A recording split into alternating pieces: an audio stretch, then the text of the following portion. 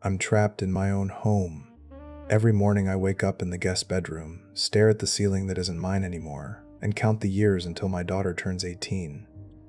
That's 6 years, 4 months, and 12 days of living with a woman I can't stand to look at. 6 years of pretending everything is fine at family dinners while my insides rot with resentment. People ask me why I don't just leave, why I don't get a divorce, why I torture myself like this. They don't understand that leaving isn't an option when you've been backed into a corner so tight you can barely breathe.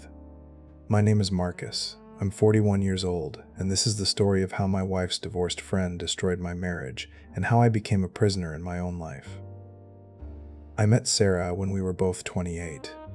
She was a pharmaceutical sales rep with an infectious laugh and a way of making everyone in the room feel special.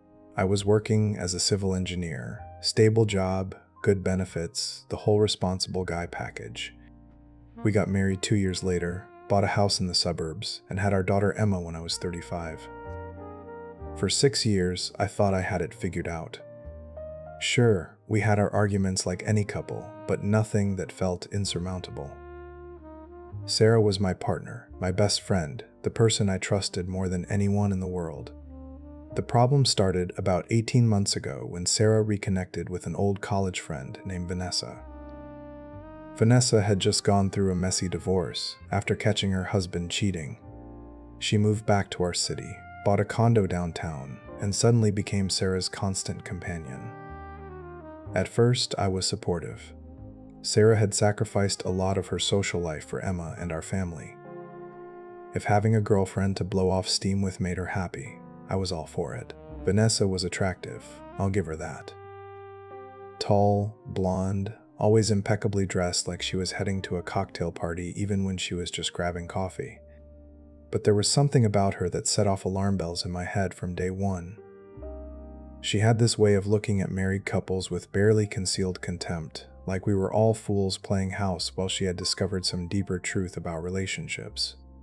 During one of the first times we all hung out together, she made a comment that stuck with me. "Marriage is just a socially acceptable prison," she said, swirling her wine glass. "We convince ourselves we're happy because admitting the truth is too terrifying." Sarah had laughed it off, but I noticed she didn't disagree. That should have been my first warning sign. Instead, I brushed it aside, told myself Vanessa was just bitter about her divorce and would eventually move past it. I had no idea I was watching the beginning of my life falling apart. What I want to know is this: when did my wife stop being the woman I married and start becoming someone I don't even recognize? The changes in Sarah started gradually. She began going out more frequently with Vanessa. Girls' nights that used to happen maybe once a month became weekly, then twice weekly events. She'd come home at 1, 2, sometimes 3 in the morning, slightly drunk and defensive if I asked any questions about her evening. "I'm just having fun with my friend," she'd say, rolling her eyes. "Do you want me to be miserable and lonely? Is that it?" The thing is, I didn't want her to be miserable. I wanted her to be happy. But something felt off about the whole dynamic. Vanessa had this way of monopolizing Sarah's time and attention. Any plans I tried to make with my wife would mysteriously conflict with something Vanessa had already arranged. Weekend brunch with my parents? Sorry, Vanessa had booked them both for a spa day. Date night I'd planned for our anniversary? Vanessa had gotten last-minute concert tickets for some band they used to love in college. I started noticing other changes too. Sarah became obsessed with her appearance in a way she'd never been before. She joined a high-end gym, started getting her hair done at an expensive salon downtown, bought an entirely new wardrobe of clothes that seemed designed for nightclubs rather than our suburban life. Our credit card bills started creeping upward. When I mentioned it, she got defensive. "I spend my whole life taking care of Emma and managing this house," she snapped. "Am I not allowed to spend money on myself? Is that it? You want me to just let myself go?" It was a trap, and I knew it. If I pushed back, I was the controlling husband trying to keep his wife down. If I said nothing, the spending would continue. I tried to find middle ground, suggesting we budget for her new lifestyle while still saving for Emma's college fund. Sarah agreed in principle, but nothing actually changed. Then there were the nights she'd stay over at Vanessa's condo. It started as an occasional thing after particularly late nights out. "It's just easier than driving all the way back to the suburbs at 3 a.m., Sarah would text me. I understood the logic. I didn't want her driving drunk. But the frequency increased until she was spending 2, sometimes 3 nights a week at Vanessa's place. Our sex life, which had never been perfect but had always been consistent, dropped off a cliff. When I tried to initiate, Sarah always had an excuse.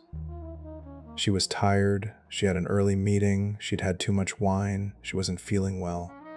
The rejections piled up until I stopped trying altogether.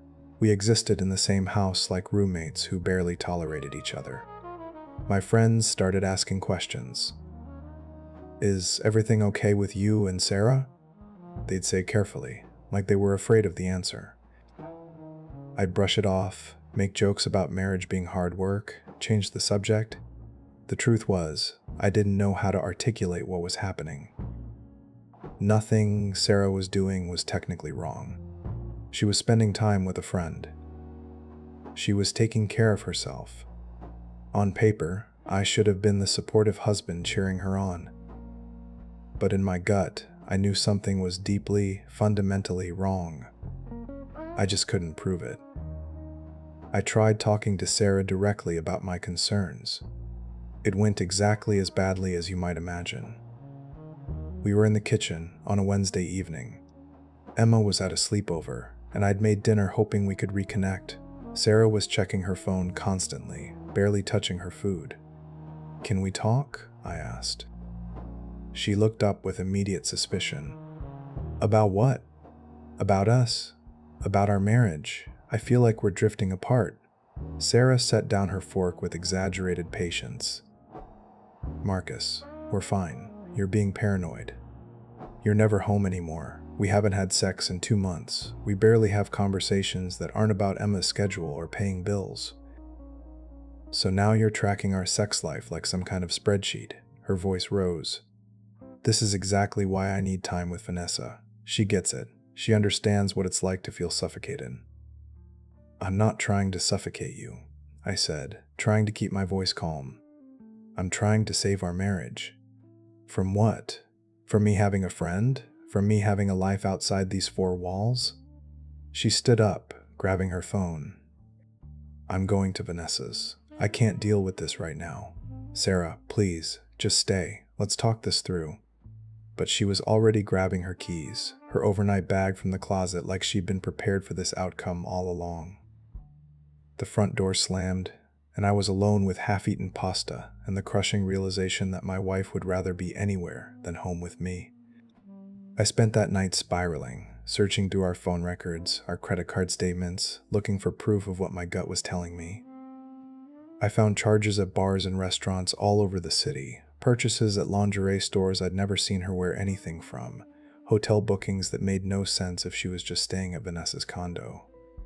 But nothing definitive, nothing I could point to and say, this is the proof. The worst part was how Sarah had turned it all around on me. Suddenly, I was the villain for wanting to spend time with my wife. I was the controlling one for asking questions. I was the problem that needed fixing. She started suggesting couples therapy, but her tone made it clear she thought I was the one who needed help, not us as a unit. I went along with it because what else could I do? We saw a therapist named Dr. Chen for 6 weeks. Sarah performed beautifully in those sessions, playing the role of the devoted mother and wife who just needed a little personal space to maintain her sense of self. I came across as the insecure husband who couldn't handle his wife having female friendships. Dr. Chen gently suggested I work on my trust issues and give Sarah room to breathe. After each session, Sarah would be affectionate for exactly 24 hours, like she was proving a point.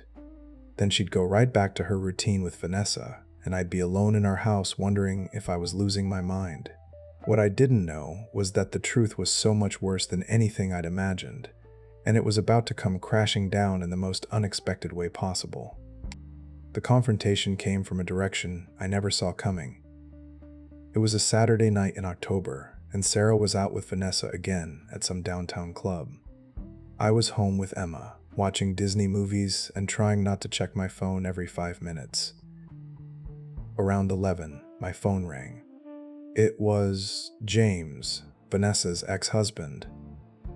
I'd only met James a handful of times, always awkward encounters at social events before the divorce. He was a decent guy, a little boring maybe, but solid. The divorce had blindsided him. One day he thought he had a happy marriage. The next, his wife was serving him papers and taking half of everything. Marcus? His voice sounded strained. Sorry to call so late. Do you have a minute? Sure. What's up? I need to talk to you about something. In person. It's important. The urgency in his voice sent ice through my veins. Okay.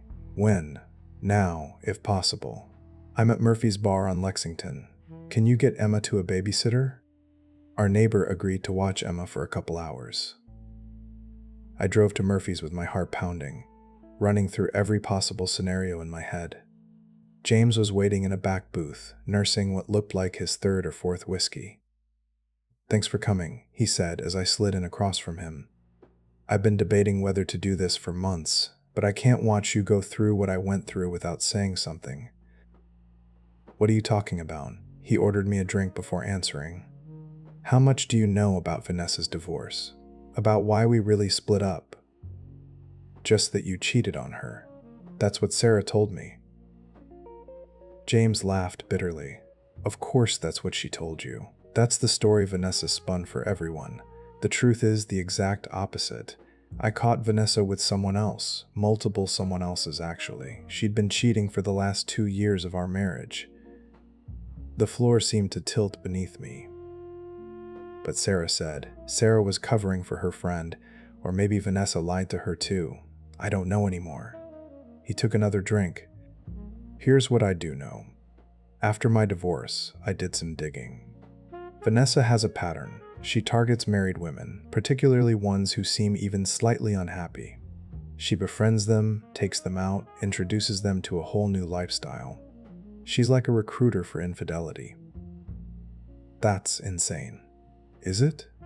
Think about it. How did Sarah's behavior change after Vanessa came into the picture? I didn't want to answer, but the truth was obvious. Why are you telling me this? Because I saw them tonight. Your wife and my ex-wife. They're at Obscura, that club downtown, and they're not alone. Every warning I'd ignored, every red flag I'd rationalized, every gut feeling I'd talked myself out of suddenly snapped into sharp focus. What do you mean they're not alone? I mean Sarah is there with a guy, mid-30s, tall, athletic build. They were all over each other when I saw them. Vanessa was with someone too, but I focused on your wife because I knew I had to tell you. The room spun. I wanted to call him a liar, to get up and walk out, to pretend this conversation never happened. But deep down, I knew he was telling the truth. Every piece of the puzzle I'd been trying to force together suddenly clicked into place. But the real bomb was still waiting to drop, and it would come from the last person I expected. I didn't go to the club that night. James convinced me that confronting Sarah in public while she was drunk would only make things worse. Instead, I went home, paid the babysitter, and sat in the dark living room waiting. Sarah came home at 4:30 in the morning, stumbling and giggling as she tried to unlock the door quietly. She froze when she saw me sitting on the couch with the lights off. Jesus, Marcus, you scared me. What are you doing up? We need to talk. It's 4 in the morning. I'm drunk and tired. Can this wait until tomorrow? No. Sit down. Something in my voice must have registered because she actually complied, dropping onto the armchair across from me. In the dim light from the street lamp outside, I could see her smudged makeup, her disheveled hair, the way her new dress was slightly askew. I talked to James tonight. Her face went pale. James? Why would you talk to James? He called me. told me some interesting things about Vanessa, about her divorce, about how she wasn't actually the victim in that situation. James is a liar, Sarah said quickly. Too quickly. He's bitter about the divorce and making things up. He saw you tonight, at Obscura, with a man. The silence that followed was deafening. Sarah's mouth opened and closed like a fish out of water. Then she did exactly what I expected. She got angry. So you're having me followed now. You're coordinating with my friend's ex-husband to spy on me. Answer the question. Were you with another man tonight? I was out dancing with friends. If some guy bought me a drink or danced near me, that doesn't mean anything. You're being ridiculous. Sarah, please, just tell me the truth. I deserve that much. But she wouldn't. She doubled down on her anger, accused me of being paranoid and controlling, said she was going to bed and we could discuss my trust issues in the morning when she was sober. She stumbled upstairs, and I sat in the dark feeling like my entire world had collapsed. The real truth came 3 weeks later, and it came from Vanessa herself. Sarah was hosting a girls' night at our house, which was unusual. Normally they went out or stayed at Vanessa's condo. But Sarah had insisted, said it would be good for me to see that her friendships were harmless. I made myself scarce, taking Emma to my parents' house for a sleepover so Sarah could have the house to herself. What I didn't plan on was coming home early. Emma had a stomach bug and wanted her own bed. We pulled into the driveway around 11 p.m., and I sent her straight upstairs while I went to tell Sarah we were home. The scene in the living room was chaos. Sarah and 3 other women I vaguely recognized from her social circle were scattered around the room in various states of intoxication. Vanessa was absolutely hammered, slumped on the couch with a wine bottle in her hand, mascara running down her face. "Marcus," she slurred when she saw me. "The man of the hour. Come sit. Let's toast to you." "I'm just here to let Sarah know Emma's home. She's sick." "Poor Emma," Vanessa said with exaggerated sympathy. Poor Emma with her stable home and her married parents. Does she know? Does she know what Mommy's been up to? "Vanessa, shut up," Sarah hissed, her face draining of color. But drunk Vanessa was on a roll. No, Sarah. Marcus deserves to know. He's a good guy. He deserves the truth." "What truth?" I asked, my heart starting to pound. Vanessa laughed, a harsh, broken sound. "The truth about Derek. About Travis. About that entire weekend in Miami you told him was a pharmaceutical conference. Should I go on?" The room went completely silent. One of the other women stood up and mumbled something about needing to leave. Sarah was frozen, staring at Vanessa with pure hatred in her eyes. "How many has it been, Sarah?" Vanessa continued, her words slurring together. 5, 6? I can't even keep track anymore. Remember that first one? At the hotel bar? You were so nervous. But I told you, didn't I? I told you marriage is a prison and we're just breaking free. I couldn't breathe. Couldn't think. The room was spinning and all I could hear was Vanessa's drunken confessions spilling out like poison. "You bitch," Sarah finally said, her voice deadly quiet. "I'm the bitch?" Vanessa laughed again. "I'm the one who set you free. I'm the one who showed you what life could be like. And this is how you thank me? By making me feel like the villain?" The other women were fleeing now, grabbing their purses and coats and escaping the implosion happening in my living room. Sarah stood up, swaying slightly. "Get out," she said to Vanessa. "Get out of my house right now." "Gladly," Vanessa said, struggling to her feet. She looked at me as she passed. "Sorry, Marcus. You seem like a decent guy. But Sarah was unhappy long before I came along. I just gave her permission to admit it." Then she was gone, and I was alone with my wife and the smoking ruins of our marriage. What followed was the longest night of my life.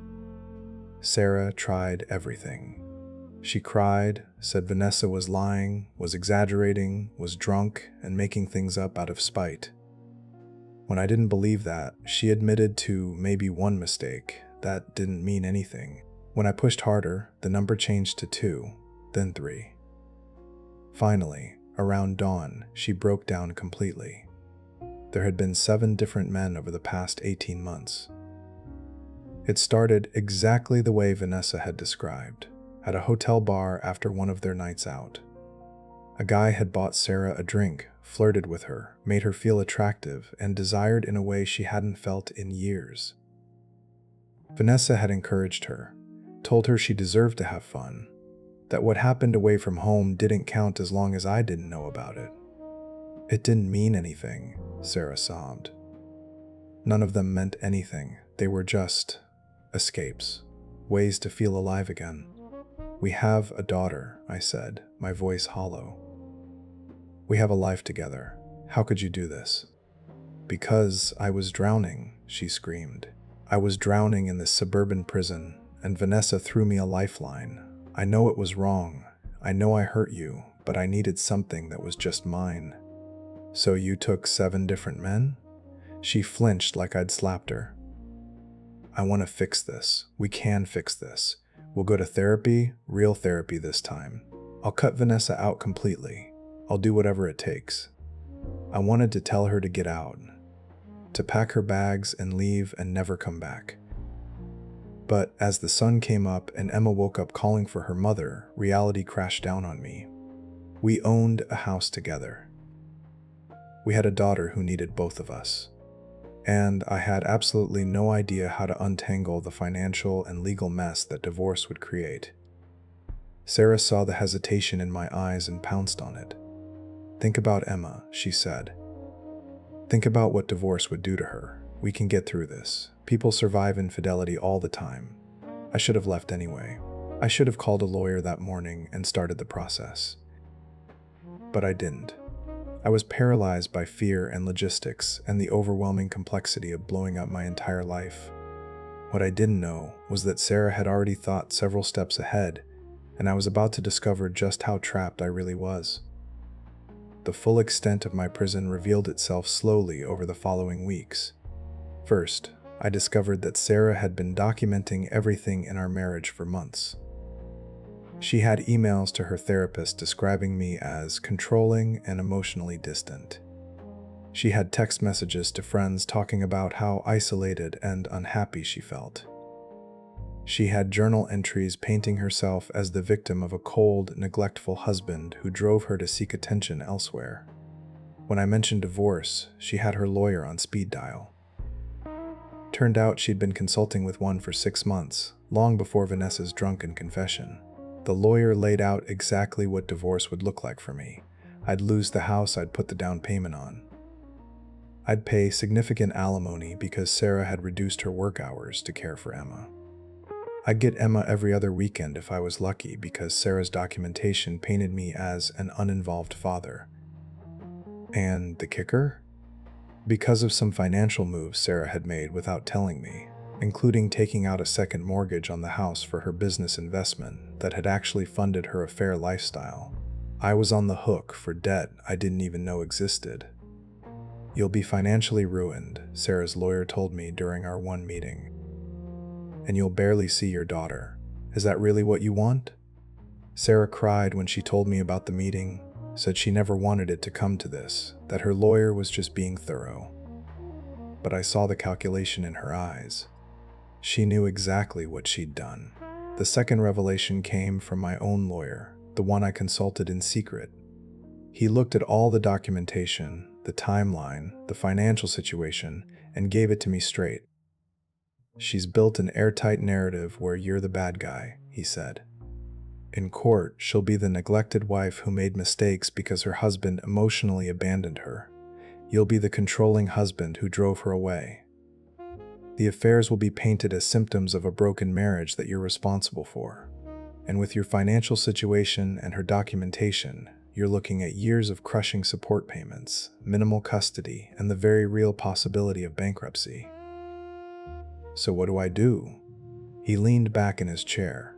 You play the long game. You stay married. You document everything from now on. You build your own case slowly and carefully. Or You accept that divorce right now will destroy you and find a way to live with the situation until the circumstances change in your favor. The trap closed around me like a vice. The third and final nail in my coffin came from Emma herself. Sarah, in a moment of calculated cruelty, had planted seeds of doubt in our daughter's mind. Nothing overt, just subtle comments about how daddy worked too much, how daddy didn't understand mommy, how sometimes adults grow apart. When I tried to have more time with Emma, she suddenly had conflicts, commitments, reasons she needed to be with her mother. I realized Sarah was slowly turning my daughter against me, creating a narrative where I was the absent, difficult parent and she was the devoted, struggling mother. If I pushed for divorce now, Emma would likely choose to stay with Sarah full-time, and I'd lose both of them. So I made the choice that's haunted me every day since. I stayed. Not because I loved Sarah anymore. That died the night Vanessa spilled her secrets. Not because I thought we could fix things. The marriage was over in every way that mattered. I stayed because leaving would cost me my daughter, my financial stability, and any hope of a future that wasn't defined by crushing debt and limited custody weekends. Sarah and I worked out an arrangement. We'd stay married on paper. We'd present a united front for Emma and the outside world, but privately, we were done. I moved into the guest bedroom. We divided household responsibilities like roommates. We spoke to each other only when necessary, and even then with a politeness that barely masked the resentment underneath. Sarah kept seeing Vanessa for a while, though the relationship was strained after the drunken confession. Eventually, they had a falling out over something else, and Vanessa moved to another city. Sarah found new friends, probably telling them the same lies about her controlling husband. She might still be having affairs. I don't know, and I've stopped caring. We have an understanding. She maintains the appearance of a stable marriage, and I don't blow up both our lives with a divorce. The worst part is how I've become complicit in the lie. At Emma's school events, I play the devoted husband. At family gatherings, Sarah and I perform our roles perfectly. My parents think we're going through a rough patch that we're working through. My friends have stopped asking questions because I've gotten so good at deflecting. Every night I go to sleep in that guest room. I run the numbers in my head. 6 more years until Emma is 18. 6 more years until I can leave without losing her completely. Some nights I wonder if I'll make it. Other nights, I wonder what the point is, whether I'll even remember how to be happy by then. The takeaways from my nightmare are brutally simple. First, trust your gut. I knew something was wrong 6 months before Vanessa's confession, but I ignored every warning sign because I wanted to be the supportive husband. That desire to be seen as reasonable and trusting cost me everything. Second, pay attention to who your partner surrounds themselves with.